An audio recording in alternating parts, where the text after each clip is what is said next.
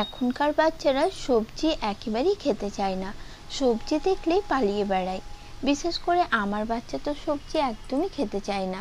তাই সবজি দিয়ে এই নাস্তা বা পরোটাটি আমি এমনভাবে তৈরি করি যাতে ওরা নিমেষেই খেয়ে নেয়। আর স্কুল কলেজে টিফিনের জন্য আপনারা সবজি দিয়ে এই পরোটা বা নাস্তা বানিয়ে দিতে পারেন।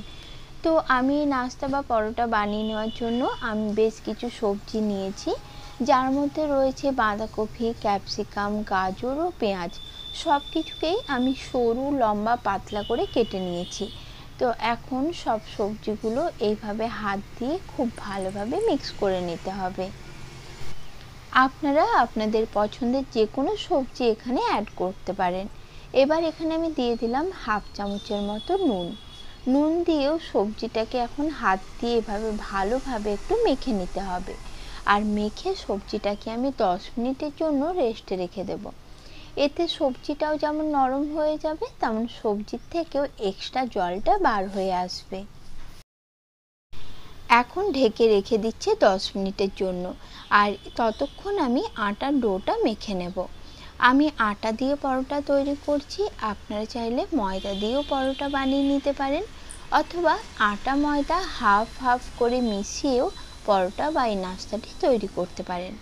আমি 2 কাপ আটা দিলাম, তার মধ্যে দিয়ে দিলাম স্বাদ অনুযায়ী নুন। এবার অল্প অল্প জল দিয়ে রুটি বা পরোটা বানানোর জন্য আমরা যেরকম ডো মেখে থাকি সেরকমই নরম একটি সফট ডো মেখে নিতে হবে। তবে যারা এখনও আমার চ্যানেলটি সাবস্ক্রাইব করেননি তারা প্লিজ চ্যানেলটি সাবস্ক্রাইব করে আমার পাশে থাকবেন। এতে যখনই আমি কোনো নতুন ভিডিও আপলোড করব তার নোটিফিকেশান সঙ্গে সঙ্গে আপনাদের কাছে পৌঁছে যাবে। আর যারা ফেসবুক থেকে দেখছেন তারা প্লিজ পেজটিকে ফলো করে নেবেন। দেখুন আটার ডো আমার মেখে নেওয়া হয়ে গেছে। এখন ডোটাকে দুভাগ করে একটা ভাগ আমি সাইডে রেখে দিলাম, ওটা দিয়ে পরে রুটি বানিয়ে নেব। আর আরেকটা ডোয়ের যে ভাগ রয়েছে সেটা দিয়ে আমি সবজির পরোটাগুলো বানিয়ে নেব। আর সে কারণে 10 মিনিট আগে নুন মাখিয়ে রেখে দেওয়া সবজিটার যে এক্সট্রা জলটা বেরিয়েছে সেটা হাত দিয়ে এইভাবে চেপে চেপে খুব ভালো করে প্রথমে বের করে নিতে হবে।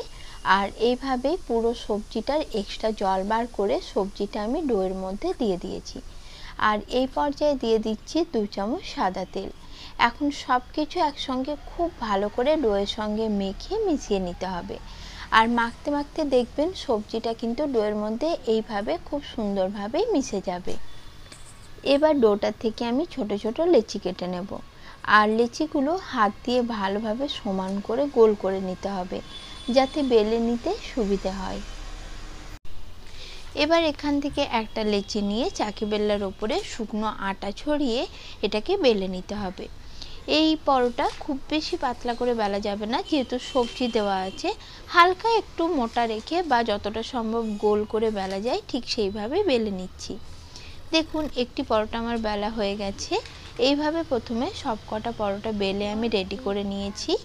দেখুন এবার পরোটাগুলো আমি ভেজে নেব। ভাজার জন্য আগের থেকে গ্যাস অন করে ফ্রাই প্যান গরম হতে বসিয়ে দিয়েছিলাম।